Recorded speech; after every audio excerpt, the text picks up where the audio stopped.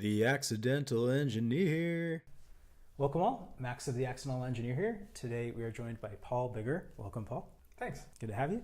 For our audience that don't know who you are, do you mind introducing yourself? Yeah, so I'm the CTO of Dark, darklang.com, which is a platform, a programming language, and an editor for making it easier to build backends.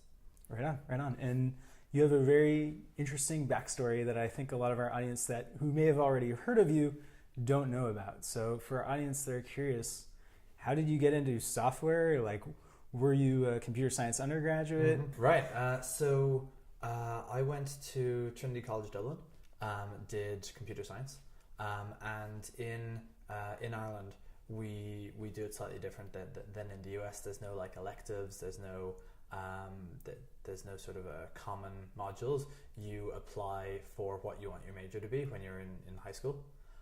So I was super interested in computer science and also interested in law. So when I gave my list of things I wanted to do in college, it was like computer science, law, computer science, computer science, computer science. Yeah. So how tied into that are you? Like when you get into upper education, Mm-hmm. What happened to law, I guess? So the entire country is graded, and then you're given your choices from like top to bottom. So I got into computer science, and then I did a lot of debating and public speaking and that kind of thing. So that was why I was interested in law, kind of in the first place. But I ended up just like loving programming, and that's where I made my career. In the US, in traditional computer science, university education, there's kind of a dissonance between what you learn in academia versus what ends up happening in reality, I guess is maybe the best way to put it. But is the same true of what your undergraduate education was like? I think so. I think most of the experience that I had, or most of the thing that made me good at computer science, was just that I loved programming and I did it a lot. And there was like a core of us that were in the labs all the time. This is before everyone had their own laptops, so we were just like in the labs coding on side projects, just doing like a shit ton of programming. And when you look at where people when they finish college, like how good they were at both at computer science and at programming, there was a strong correlation, but it was just like practicing a lot, basically. When you made the decision, was it really a decision to do a PhD program after? It was. So right after college, I started a company with 5 friends, and I thought that was what I was going to do, and then I ended up not really liking that. So I dropped out and I got a job at a startup. And while I was at the startup, I was applying for PhD programs, and I wanted to do programming language research. My undergrad advisor had been was into programming languages and interpreters and that kind of thing, and so I wanted to work with him. And in the end, I was considering staying at the startup I was at, but conveniently they fired me before I could. So into academia I went. Right on. I know, to give a little bit more color on your timeline of jobs and professional timeline, was that you went to Mozilla. Was that immediately after the PhD, or? That was, so right after the PhD I went to Y Combinator, and I did what was my second startup then. And then after that crash and burn, maybe 6 months after, then I had a job waiting at Mozilla. I had been interviewing at Mozilla at the same time as Y Combinator, and so they wrote me the offer and said, take it whenever your company doesn't work out, which it inevitably did. So when it came to the research that you'd done in your PhD program, carrying it forward into the future jobs, was that first YC startup that crash and burned involved? No, it was in a completely different area, and that was one of the things I learned, actually, that I have to be really motivated and a user of my products, and I really like to work on things that I understand.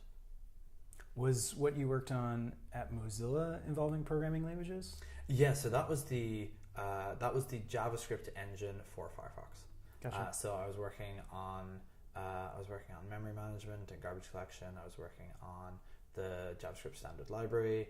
I was working on tooling, and I was working on the interpreters and JIT compilers on Firefox.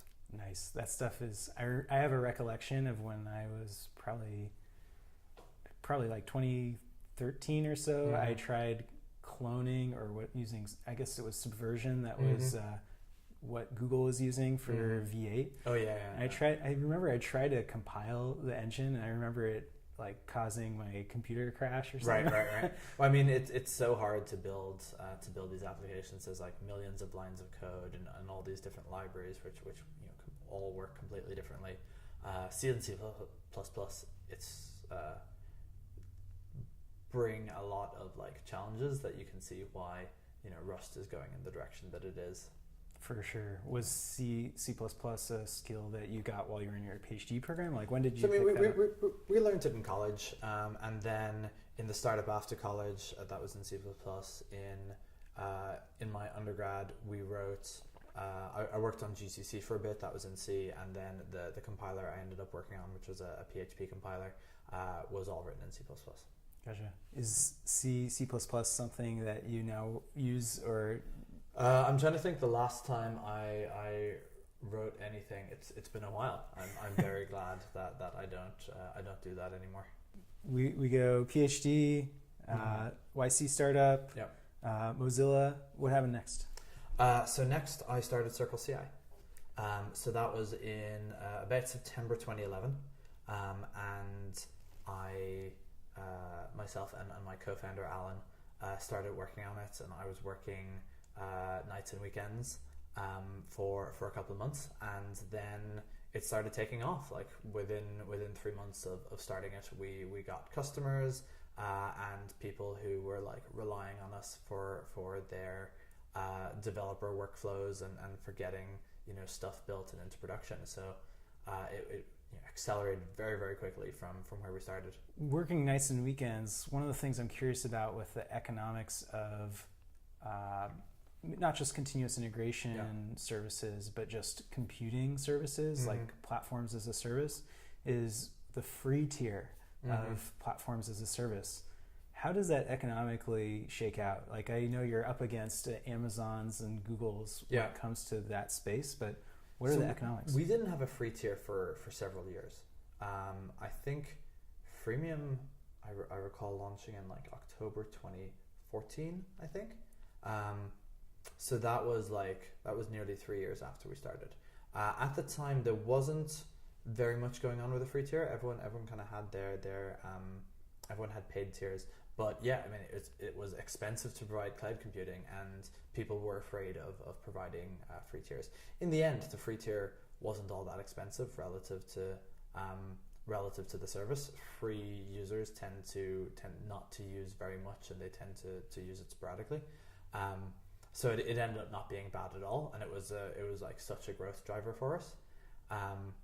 In terms of the economics of cloud platforms, it's definitely a scary place, but it was much less scary in 2011 because the volume with which people did things was just so much smaller.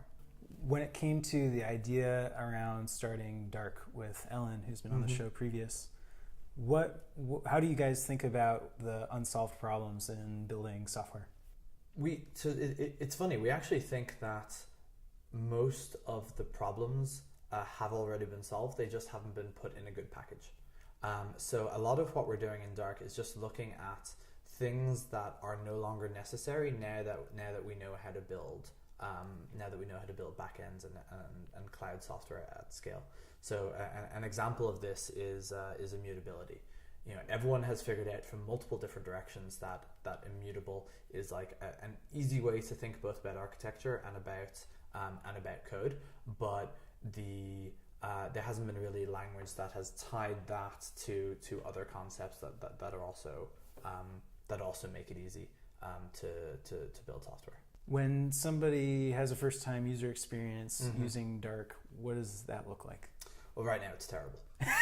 So the phase that we're at with the company is that we figured out what we figured out the things that are really, really good for building software and how we can make it really, really easy. But we are in the process now of shifting into, can we make this product very good? And I mean, making products good is sort of a known quantity. So it's more of a when than an if. But as a result, the onboarding experience at the moment is pretty tragic. Fair enough. One thing we can point to on the immutability front is the 12-factor apps manifesto, I guess. That Heroku made. Yeah, and I will include the link in the show notes, but for audience that aren't familiar with why immutability is a big deal, what is immutability and why is it a big deal? So I guess the large thing is that it's really hard to maintain a lot of state in your head. And Dark is going much further than something like Heroku did. So what Heroku did was they established this thing where when you've got a machine, you don't really make that much changes to it. And if you're going to make a new version of it, you're going to do it separately. You're going to make you're not going to change it in place. When you change it in place, you have all these things that you have to deal with like running systems. So you have to deal with things like running out of system resources of various kinds, whether it's like inodes or PIDs or just weird things that you don't have much experience thinking about. And so the wisdom became, let's just make a new one and then turn off the old one. And what we're doing with Dark is we're going much further in abstracting over that, so that you don't even have to think about the presence of an operating system. You don't have to think about the presence of a computer, of a CPU under it, of like the existence of a server. All you have to think about is there's code, there's data, you accept in data, your code works on the data, maybe it stores it or it sends it somewhere else. And that's really like what people are trying to do with programs, and that's really what we're focusing on with Dark. I've got pretty minor firsthand experience with trying out tools like AWS Lambda and Google Cloud Functions. Yep. Even Google App Scripts. I don't know if you've tried that out. I do some Gmail scripting with it. Nice. In those cases, they have both a web IDE for writing your JavaScripty type of language, even some tooling around, sending test event triggers to invoke your Lambda, and you can check out what the response is, I guess. I'm speaking from a point of like quite a bit of ignorance. Sure. But on the spectrum of like infrastructure that you expose to Dark users, what level of granularity do people have over their runtime environment? That's a complaint often made about. None at all. Okay. We're sort of like Lambda, except much more. And like we're going in that direction, and then we just keep going. So for example, in Dark you also have databases and queues, and again, like in Lambda, you have no control over what database it is. It just looks to you like a key value store, and you don't have to do any thinking about it.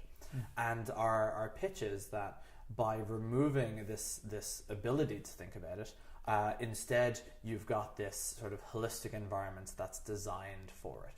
So with Lambda, let's say modern Lambda allows you to put Docker containers on it, and so there's it could be any language, it could be any sort of frameworks, it could be any databases that you're using, it could be any other like services that you connect to, and because of this, there's not that much they can provide in the way of tooling. The only thing that they can provide is like, all right, we've got this instance that responds, based on the request that comes in, we'll scale it. But there isn't anything more, and there isn't anything more that they can do if they wanted to, because there's so many different things that could be running in that runtime. And our pitch is, if we've got this boundary, which is all essentially HTTP, with it, if we control everything within that, then we can build everything for it. So like, very simple example, there's no ORM in Dark.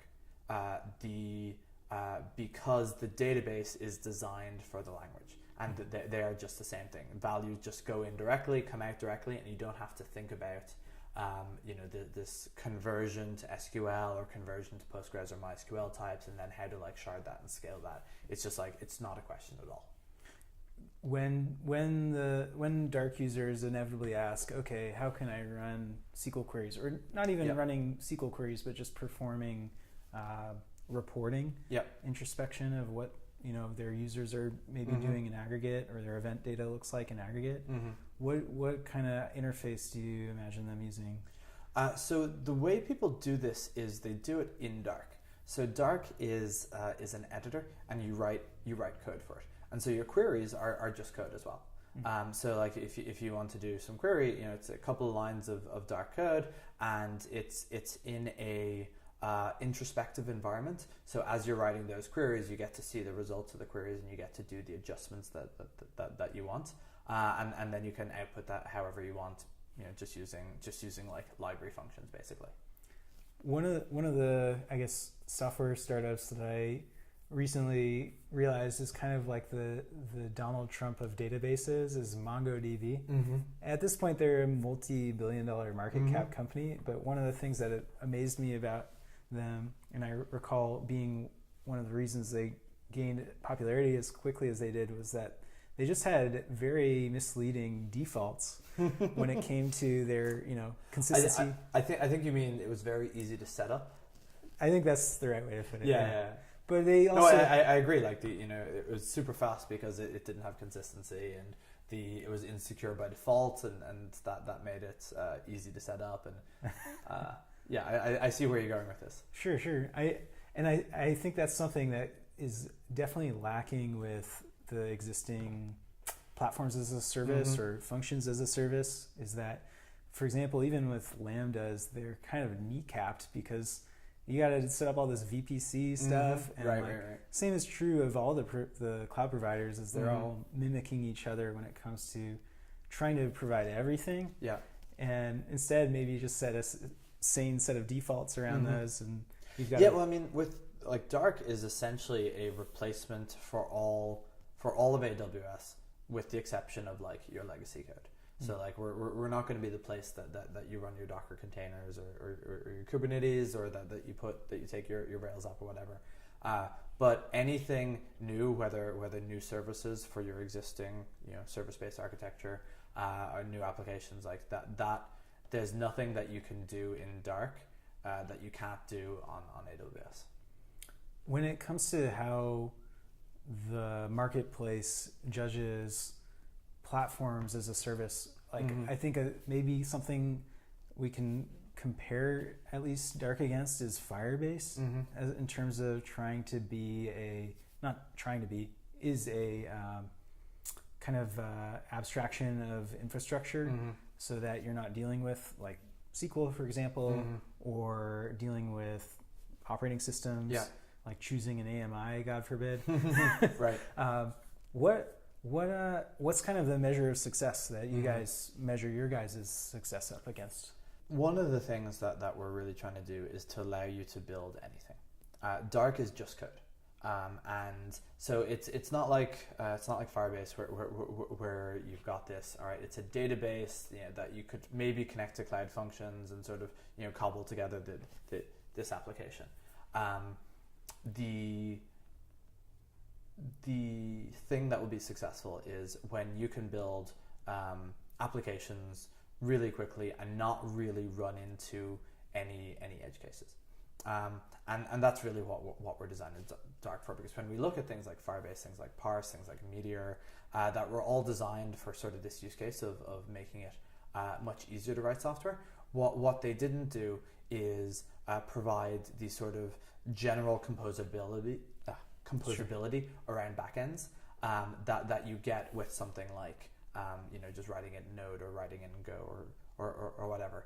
And so we want to provide that ease of use, that scalability, that lack of having to think about all the underlying systems, combined with a composable language that you can build libraries in and that you can run anything that you like.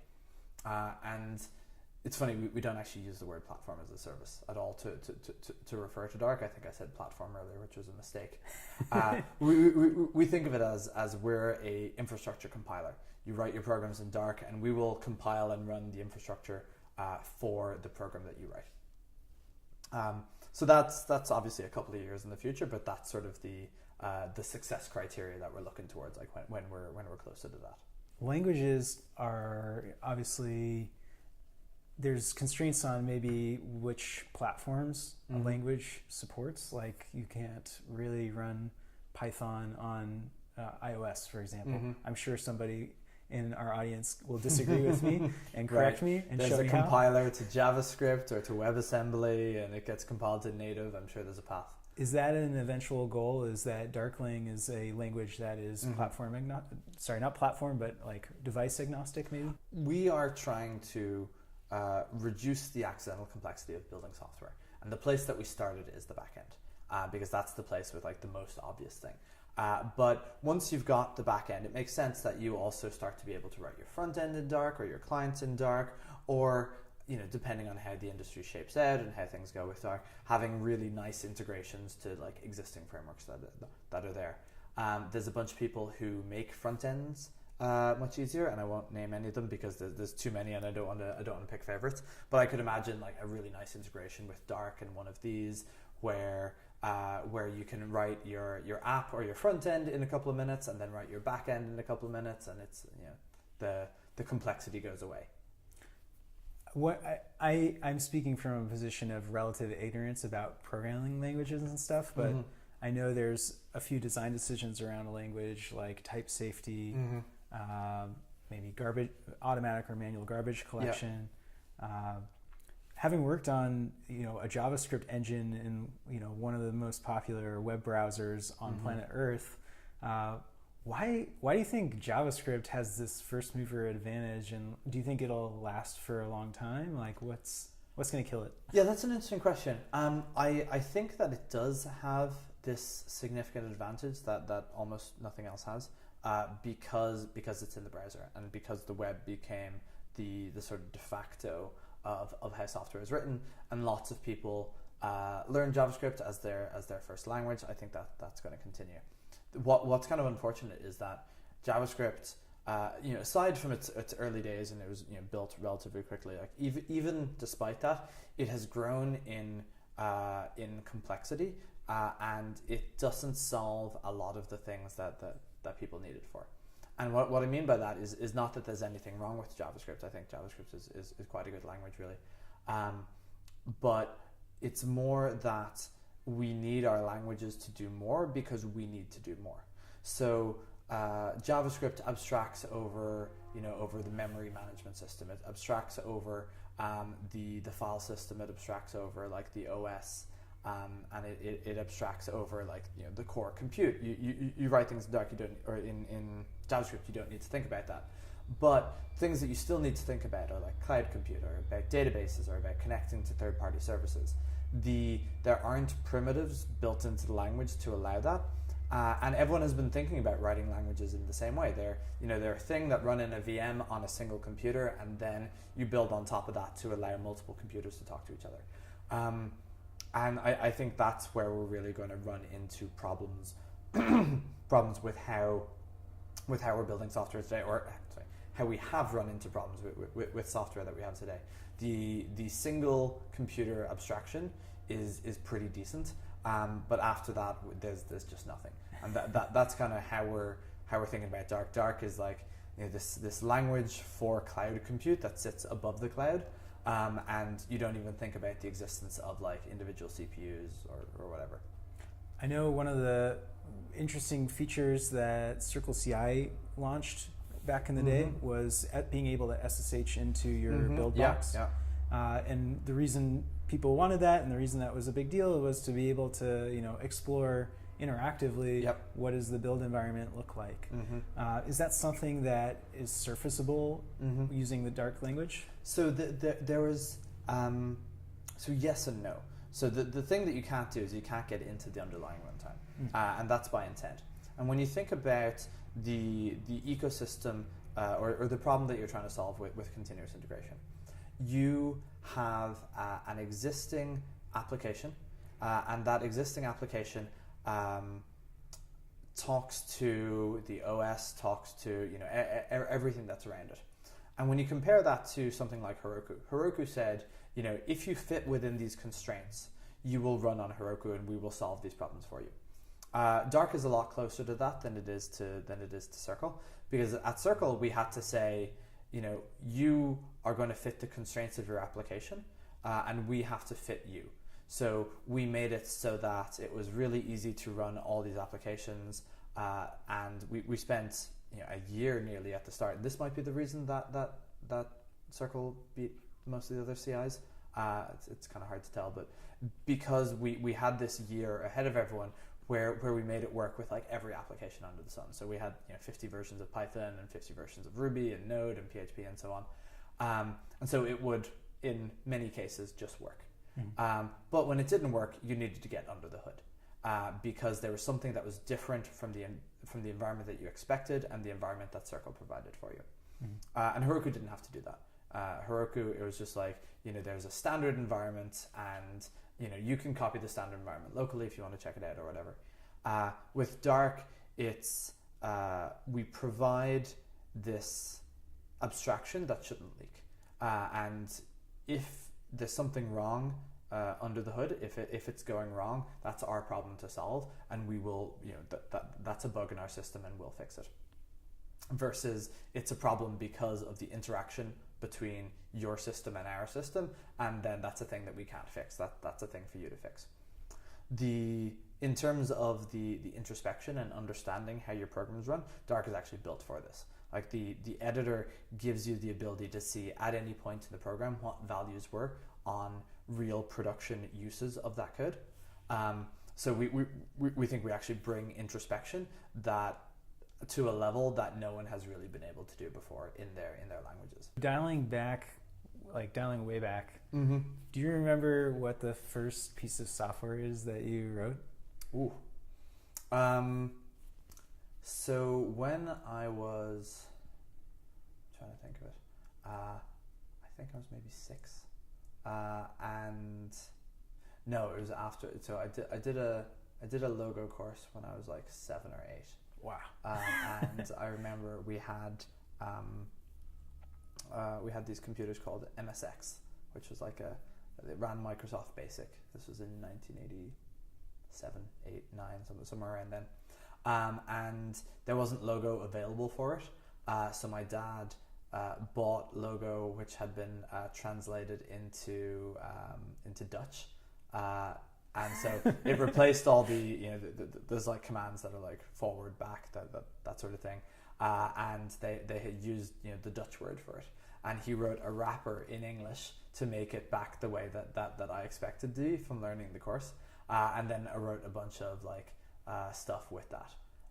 And it was just like, make the turtle draw things, but it was, roughly algorithms and loops and that kind of thing.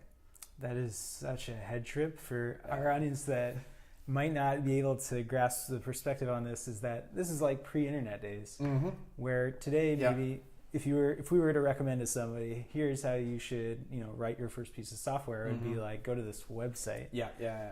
How the heck did you guys get a hold of a manual, and like what was reading a manual like versus today when you have a programming problem? I don't even remember. It's such a long time ago. But I'd like to say that I sort of stuck with that, but really I kind of forgot about it, and I didn't really start coding until college. And by then we had the internet, but it wasn't there wasn't Stack Overflow, there wasn't the vast resources that we expect today. We were in fact, when I started college, there wasn't Google yet, or at least it hadn't reached us yet. We were still using like Alta Vista and shit. I know this is a kind of annoying question that you'll sometimes maybe get from beginners who are interested in learning to program, but where should people start? Like programming language wise, what device do they have to even try writing software on? I mean, my theory is that people, you don't want to just learn to code, right? You've got something that motivates you, and so it should be in the problem domain of what you're motivated by. Try to build the thing that you're interested in. If you're interested in building a website, learn HTML and JavaScript. If you're interested in building an app, maybe you should learn in Swift. If you're interested in like operating systems, maybe learn Rust or C++ or whatever. Just like pick the thing that motivates you, because coding is, I don't necessarily want to say coding is hard, but there's a lot of challenges in coding that you're going to bang your head against the wall trying to solve it.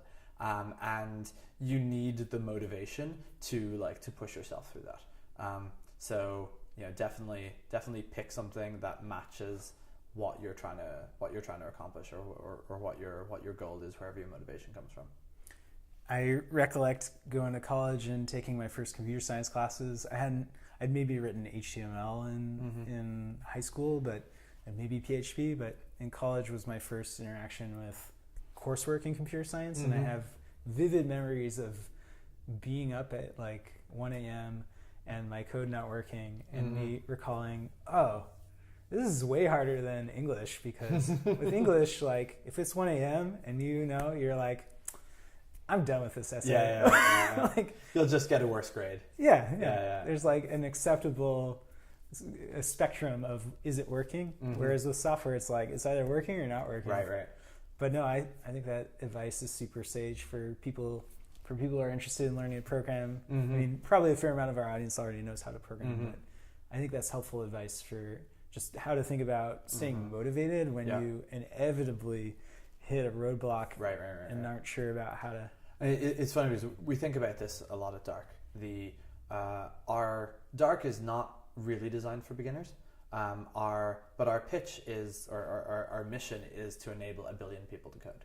And when we think about how that's going to happen, it's at the start, it's going to be engineers that are using it. We're making it easy for engineers to write software using existing paradigms that they already know. But when you look at all the people trying to learn to code today, and the roadblocks they're hitting are many of the same accidental complexities that we're solving at Dark. So if we make it 10 or 100 times easier for engineers to code, hopefully we'll also make it 10 or 100 times easier for beginners to start coding and to build whatever it is that they're trying to build with Dark. We should definitely plug with jobs at Dark, how to check out your guys' site and whatnot. We'll include links in the show notes, but cool. How can people check you guys out? So Dark is very early. It is not publicly available. We're in a private alpha at the moment, but you can read more about it at darklang.com, and then there's a bunch of posts on our Medium where we discuss the design of it. Awesome. Well, thank you for coming on, Paul. Yeah, thank you.